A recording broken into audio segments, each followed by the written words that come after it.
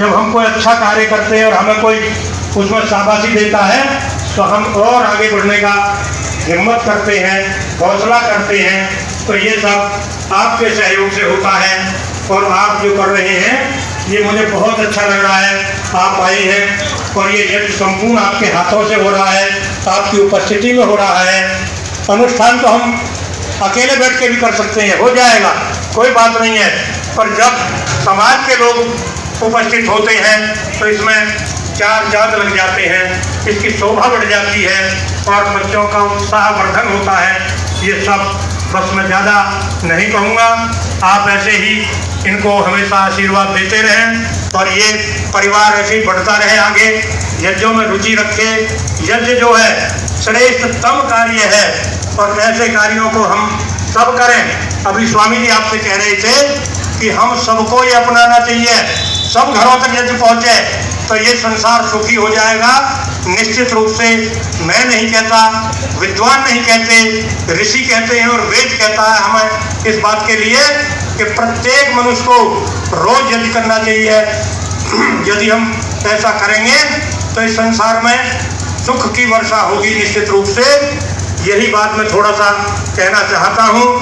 अब कल से 10 तारीख से 10, 11, 12, 13 तारीख जो हरवंश के पोते हैं शामवीर भाई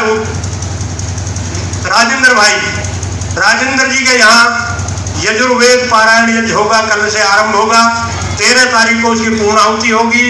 आप सब आमंत्रित हैं उसमें। आप जितना भी समय मिले आने का प्रयास करें, उनको भी आशीर्वाद दें। और उसके बाद में 14, 15, 16 तारीख कमल आ रही है, हबीबपुर के यहाँ सामवेद पारायण यज्ञ होगा। ये सब यज्ञ जो है स्वामी चित्तेश्वरानंद जी के सानिध्य में चल रहे हैं और स्वामी जी ने 16 दिन का समय हमें यहाँ दिया है। तो ये भी बहुत बड़ी बात है, एक भारत के ऐसे योगी जो अपने को बिल्कुल वो समझ करके कि मैं कुछ नहीं हूँ और ये चाहते हैं कि सारे लोग मेरे जैसे हो जाएं, सब मनुष्य मेरे जैसे बन जाएं, ऐसे भाव उनके 24 घंटा रहते हैं। तो ऐसे योगी के सानिध्य में ये यज्ञ हो रहा है। तो आप सभी आमंत्रित हैं आगामी यज्ञों में। और आप इस कार्यक्रम का समापन के साथ अब आप सबके लिए प्रसाद तैयार है, आप सभी प्रसाद लेंगे और फिर अगला कार्यक्रम तो सब अपना अपना देखेंगे। इसी बात के साथ मैं अपनी वाणी को विराम देता हूँ। भाई राकेश जी शायद कुछ कहना चाहते हैं, छूट गया है तो राकेश जी कुछ कहेंगे, सुन लीजिए।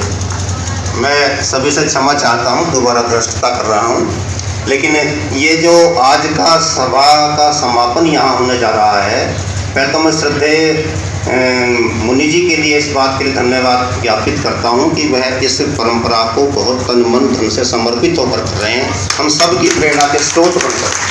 बहुत ही वंदनीय व्यक्तित्व है आपका। दूसरी बात, आज जो हम इसको पेपर में छापेंगे वो ये छापेंगे कि पल्ला में देव मुनि जी के मूल आवास पर जो यज्ञ संपन्न हुआ है उसमें अपनी राष्ट्रभाषा हिंदी को अपनाने का संकल्प लेकर के सभा संपन्न हुई। आप सहमत हैं? इसका प्रस्ताव बना करके माननीय मुख्यमंत्री जी को, प्रधानमंत्री जी को भेजा जाएगा।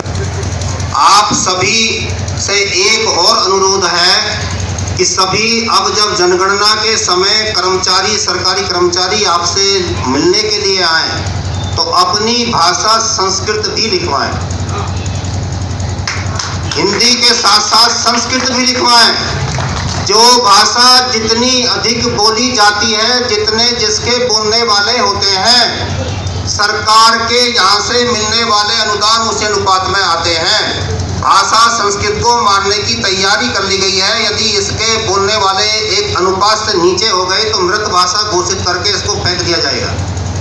इसलिए अपनी भाषा संस्कृत भी लिखवाएं। तो मैं निवेदन करूंगा कि अमन, तुम बेटा इधर आओ, सब सामने इधर का फोटो लीजिए मंच का, और सभी लोग अपने हाथ ऊपर करेंगे, इसी को हम पेपर में छापेंगे। उस समय जब ये फोटो खींचेंगे मंचासीन लोगों से निवेदन है कि हम सभी हाथ में हाथ डाल करके ऊपर खड़े हो जाएं।